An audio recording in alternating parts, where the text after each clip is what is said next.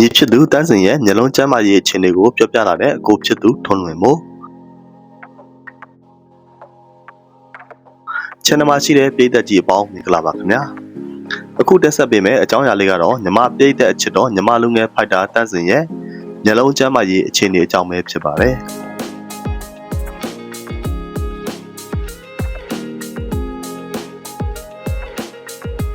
ကြည့်ခဲ့တဲ့ AB လ16ရက်နေ့1 Friday Fight 105ပွဲစဉ်မှာတော့ညီမလူငယ်ဖိုက်တာ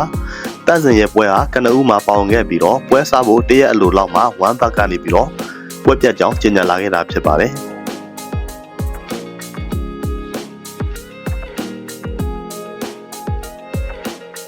ပွဲမပြတ်ခင်မှာပဲတန်းစင်ရဲ့လူမှုကွန်ရက်ကနေပြီးတော့အားလုံးကိုတောင်းပန်ပါတယ်ဆိုတဲ့စာကြောင်း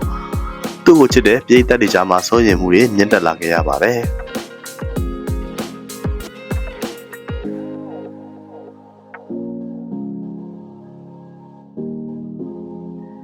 နောက်ပိုင်းမှာတော့1ဘတ်ကလက်ရှိတန်းစင်ရဲ့မျက်လုံးအခြေအနေကြောင့်ပွဲကစားရန်မတင်ဟုဆုံးဖြတ်လိုက်တာကြောင့်တန်းစင်ရဲ့ပွဲဟာပြတ်ခဲ့ရတာဖြစ်ပါတယ်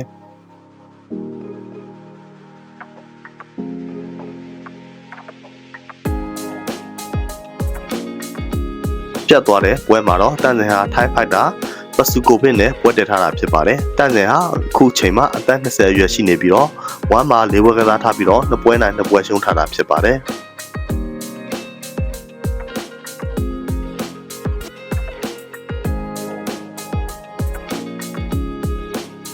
နောက်ဆုံးနှစ်ပွဲဟာနာမည်ကြီးဖိုက်တာနှစ်ယောက်ဖြစ်တဲ့ဂျပန်ဖိုက်တာတာခဲရူထိုင်းဖိုက်တာဆူရီဂျန်လက်တို့နဲ့ရှင်ပြိုင်ထိုးသက်ထားပြီးတော့အရှုံးနဲ့ရင်ဆိုင်ထားရတာဖြစ်ပါတယ်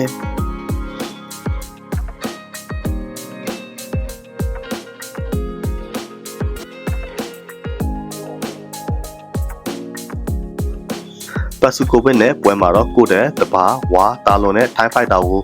တန်းစင်ကဘယ်လိုများလုပ်ပြမလဲဆိုပြီးတော့ပြည်သက်တွေကစောင့်မျှော်နေကြတာဖြစ်ပါတယ်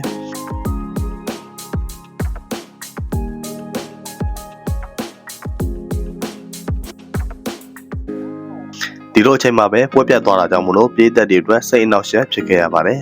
အခုခါမှာတော့တန်းစင်ရဲ့အကိုဖြစ်သူထွန်းလွင်မို့ကတန်းစင်ရဲ့မျက်လုံးကျမ်းမာရေးကိုဖွင့်ပြောလာခဲ့ပါတယ်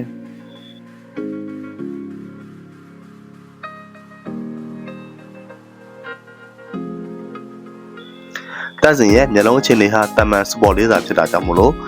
အခြားအားကစားသမားတွေဆိုလို့ရှိရင်ဘာပြဿနာမှမရှိပဲကစားနိုင်ကြောင်းဒါပေမဲ့လို့တန်းစင်ကတော့တိုက်ခိုက်ရေးကစားသမားဖြစ်တာကြောင့်မလို့1ဘတ်ကခွင့်မပြုခဲ့တာဖြစ်ကြောင်းဒဏ်ရာကိုယခုအခါဆရာဝန်နဲ့တည်တည်ချာချာကုသပြီးပြီဖြစ်ကြောင်းတပတ်နေရင်အပေါ်သားလေ့ကျင့်ခန်းနဲ့ဆင်းရတော့မှဖြစ်ကြောင်းတလကြာနားပြီးရင်တော့ပြိုင်ပွဲဝင်လို့ရပြီဖြစ်ကြောင်းပြောလာခဲ့ပါတယ်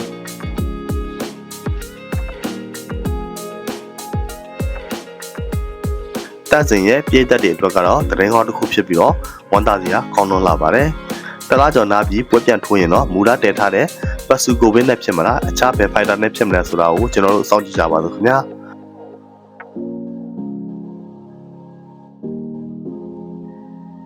အဆုံးထိကြည့်ရှုပေးခဲ့တဲ့ပြည်သက်အားလုံးကိုကျေးဇူးထူးတင်ရှိပါတယ်ခင်ဗျာအသစ်တင်သမျှသိရှိရအောင်ကျွန်တော်တို့ရဲ့ channel လေးကို like and subscribe ပြုလုပ်ပေးခဲ့ကြပါဦးခင်ဗျာ